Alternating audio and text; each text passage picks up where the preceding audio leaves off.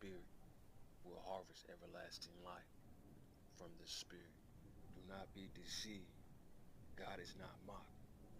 For whatever one sows, that will they also reap. For the one who sows to their own flesh will from the flesh reap corruption. But the one that sows to the spirit will from the spirit reap eternal life.